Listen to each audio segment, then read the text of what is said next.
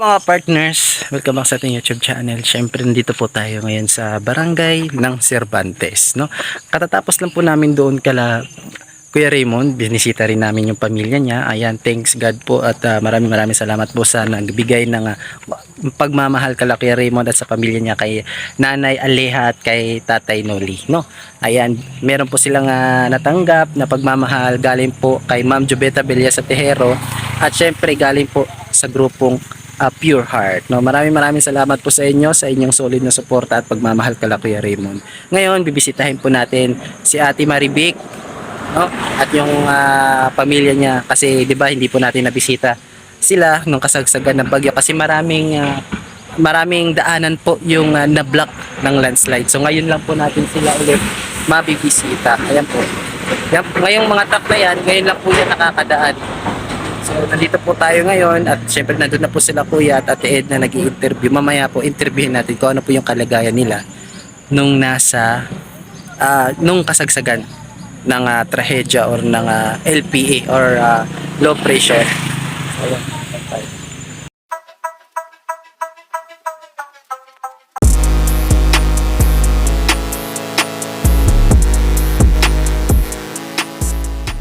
Po mga partners, no, syempre gagagaling na po namin kala Kuya Raymond.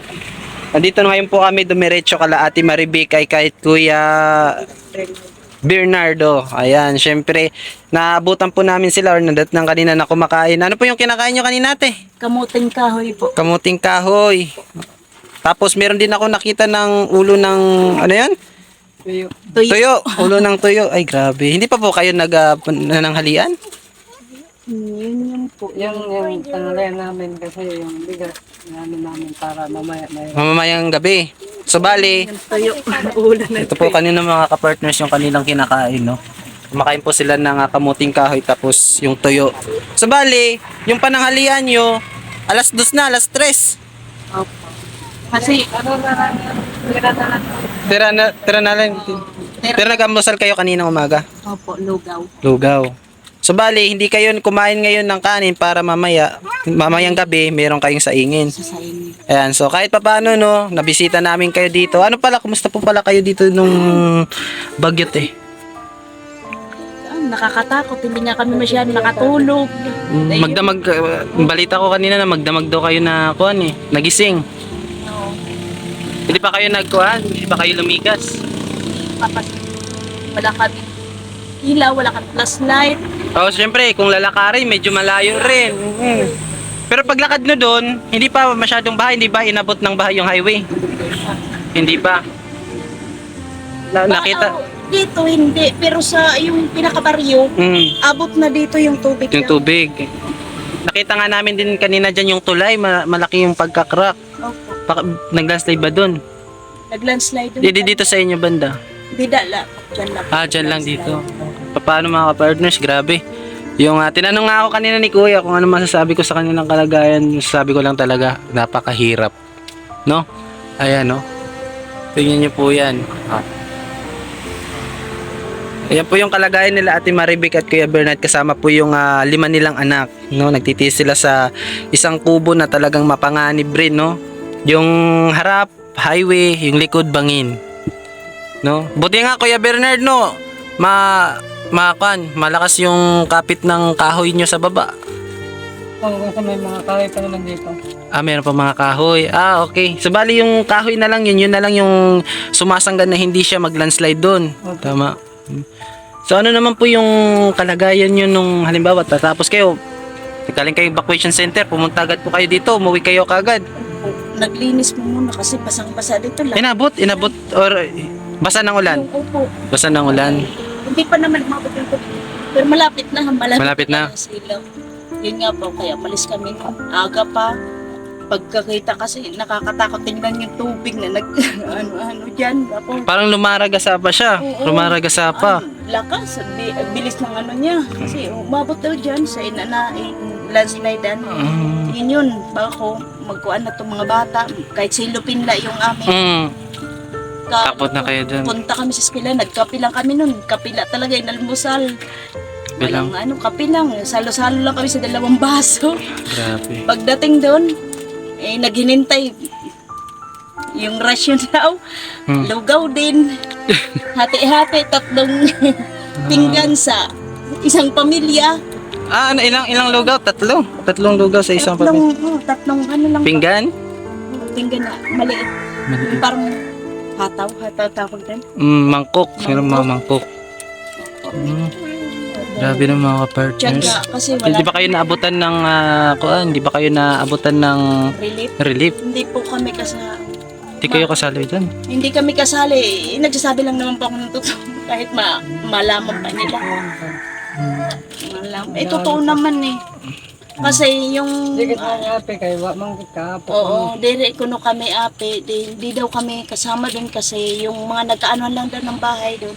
Hindi maabot dito tubig na. Pero kahit papaano kahit papaano na Ate Maribik, di naman po kayo naabutan ng relief. Ayan, naghatid po si Ate Beth Jones ng bigas, no? Pasensya na ako kasi 5 kilos lang yan. Tapos grocery, binigyan po kayo ni Tita Marcelina ng konting panggastos, no?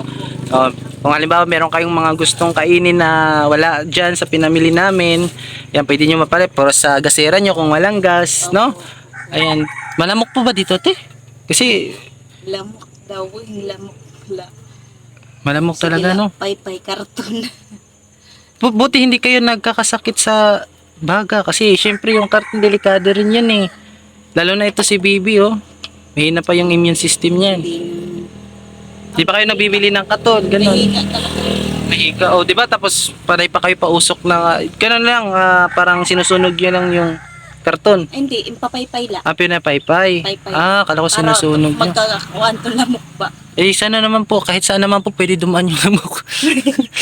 Ayun po mga partners na, ayan, mga partners, sino man po yung makakapanood ng video na to sa buhay po nila Ate Maribik, palambing naman po, tulungan naman po natin sila kahit papaano na mag-improve yung kanilang tinitirhan, no? Maka-transfer sila sa mas safety, no?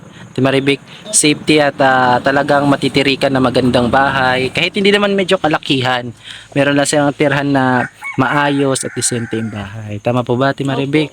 No, oo. Kasi tingnan nyo po. Ayun, si tatay. Miguel. Si Tatay Miguel. Nang Ayan po mga kapartners, ito po yung kanilang pinakapapag, oh. Ayan, kawawa naman po, doon po sila kumakain. Paano naman po kung halimbawa dyan, makalat dyan, ano lang ginagawa niyo, Ate Maribik? Ay, nililinis ko po yan. Ngayon lang po kasi bumigla yung pag-ulan, di ba? Nang kami nang nilabhan. Okay, kinuha niyo yung mga kuan, Oo. mga nilabhan Isasampay niyo. ko siya. Saan po ba kayo naglalaba? Diyan po sa sapa. May sapa ba dyan? Opo. Sa bali si Kuya Bernardo ngayon, walang kuan, walang trabaho. Wala po. Pangkuan lang siya kung anong pwede Kaya tala. pwedeng makalakal niya, yung makabili kahit 1 kilong bigas. Yun nga po no, Kuya Bernardo, yung in-advise sa'yo ni Kuya, sabi nga niya, 'di ba? Kung halimbawa hindi nasasapat yung inyong ginagastos or inyong sahod ba diyan sa pagkukuha niyo ng buhangin, merong problema. Hindi po kayo nag-i-improve. Nag-i-improve lang po niyo doon edad. Tama po yun yung sinabi ni Kuya. So meron pong diskarte na pwede nating gawin. Kasi sabi nga, tama yung sinabi rin ni Kuya na palaki ng palaki yung mga bata natin, palaki rin yung gastos. Tama po ba? Diba? Kasi magka-college, mag-high school yan. High school na. Hindi sabihin natin na pag mag-high school, gagawa lang sila ng mga project dyan, yung mga creative project. Gagamit na sila ng research, ganun. Magpapaprint na sila. Yun na yung mga... Siyempre, kung mag-aaral sila ng high school, meron ba ditong high school sa Meron. Cervantes? Meron. Meron. Yun nga, di ba yung panganay ko grade 8 yun? Grade 8 na siya. Okay. So yun, no? Siguro. Magkalam po tayo, maghanap po tayo ng ibang diskarte kasi nako hindi ilan ba yung kanyo? Ilan ba yung kita nyo sa pagbubuhangin? Depende. 500, 600.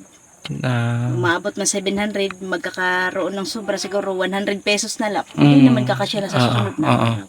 Tapos meron pa tayong mga sabihin natin, syempre 'di ba, meron naman kayong mga utang diyan. Bayad. Kasi hindi ka na makakautang pag di ka nagbayad. So ayan po Ate Maribik, no. Maraming salamat po at kahit papaano pinapasok nyo pa rin kami. Kahit medyo, kasi nung una po, talaga pumunta kami rito. Alam niya naman po ni Kuya Bernardo. Nandun siya. Oo. Pumunta kami dito, kaso wala ka. Kaya medyo gabi na.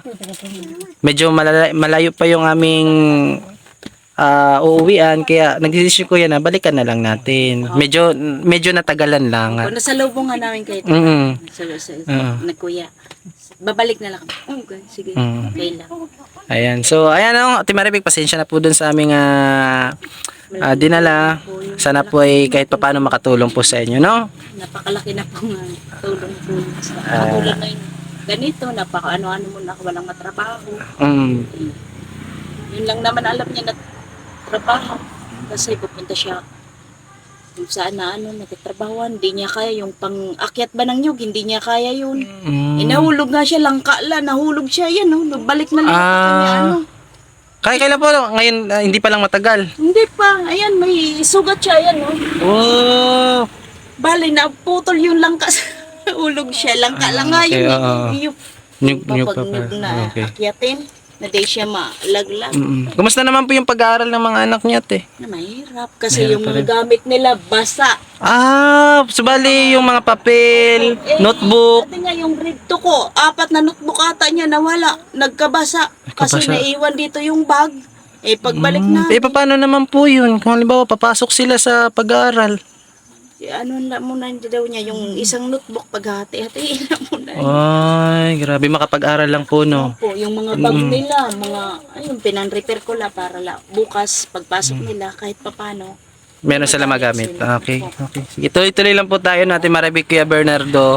Sa awa ng Diyos, kung sino man po yung may makakapanood ng vlog natin, kung sino man po yung mabuting puso dyan na nanonood, sana po tulungan po natin sila Ate Maribig, Kuya Bernardo, no?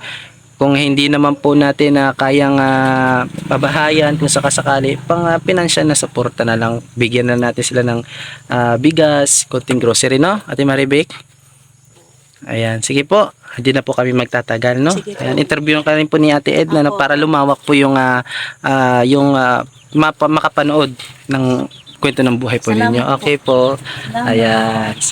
Mga partners, nabisita rin natin sila Ate Maribig, no? Ayan, tulungan po natin sila na makaalis po sa lugar na yan kasi talagang napakadelikado. Makikita nyo po bangin tapos highway, no? Na magkabilaan talaga na magkabilaan ng delikadong lugar. So, ayan, nandito pa si Ate Janina. Ate Janina, hello, sabihin mo hello. Sabihin mo shout out. Hindi kasi hindi ka magiging marunong kung hindi mo gagawin. Diba? Kailangan mo bigkasin para sa susunod, sabihin mo shout out, sabihin mo. No? Ayaw talaga ni Ate Janina. So yung mga partners, palambing naman po, tulungan po natin sila Ate Maribig na kahit papaano may likas po natin sila sa napakadelikadong kinatitirikan ng bahay nila. Sabi pa nga ni Kuya, wag na po nating hintayin na mayroon pang mangyaring masama doon, no? Kasi baka po mabuslot, babang matulog sila, merong mabuslot doon, tapos mahulog doon. So, hindi naman po natin hinihiling. Kaya sana po tulungan natin sila Ate Maribig, no? Ayan. Shoutout po sa lahat ng nanonood mula simula hanggang sa matapos yung vlog natin ngayon. Maraming salamat po sa inyo. Syempre, huwag niyo pong kalimutan i-like, share, comment yung video natin ngayon para po kahit papano marami po yung makapanood ng kwento ng buhay nila Ate Maribig, no, mga ka-partners. Tapos yung sa mga bago dyan, pa-subscribe naman po at syempre yung notification bell para mag-update po sa masusunod natin, no. Huwag niyo pong kalimutan supportan yung The Great Team Morainon sa pamumuno po ni Kuya Joey The Great, ay yung tagapaglingkod ni si Boy Tabang, Ate Edna Condor, yan si TV Baby Mix Vlog at syempre Kuya Raymond Galusa, no. Ayan, hanggang dito na lang po muna yung vlog natin. Shout out po kay Manay Tere Anderson, Ma'am Irene Biswilan, tapos Ma'am Hawaii, syempre Ate Okidoki from London, at syempre Tita Bells, shout out po Tita Bells, kaya Tita Marcelina, thank you so much, kay Ate Selena Barbosa, Ate Rose Aguirre Vlogs, Ate Bit Jones, thank you so much po sa inyong pagmamahal, at syempre Ate Edna Malinaw, no? At Ate Dan Miamper, Ate Jobs TV, no? Salamat po sa Team Pure Heart. Tapos, sino pa ba? Nandiyo po. Ate Gandhi Amper, shoutout po. Ayan. Mama, sis, Ate Elizabeth Alphabeti, shoutout po sa inyo. Pasensya na po, hindi ko kabisado ha. Ayan, kasi po, marami po kayong, marami po kayo na nanonood, nagko-comment, hindi ko po may isa-isa. Thank you so much po sa inyo. Salamat po sa inyong pagmamahal kay Boy Tabang, kahit papaano tinutulungan niyo po ako para ma-reach ko po yung aking kuta for today's vlog, no? Ayun. Salamat po sa mga hindi nag-skip ng ad. Syempre, Sangkay Emma, thank you so much po pala, no? Thank you Sir Kako sa TV, shout out po. Syempre yung aking pinakamaganda at sexy na Ninang Janet Galban Salazar, thank you so much. Ninang, pasensya na po talaga kung napapanood mo man to. Pasensya na po talaga kung hindi po ako nakakapasok sa live nyo kasi medyo busy po kami, no? Ayan, babawi po ako sa inyo next time, no? Thank you so much po mga partners. Ingat po tayo palagi. God bless and kampay sa Yonara. Adios mga ka-partners. Peace.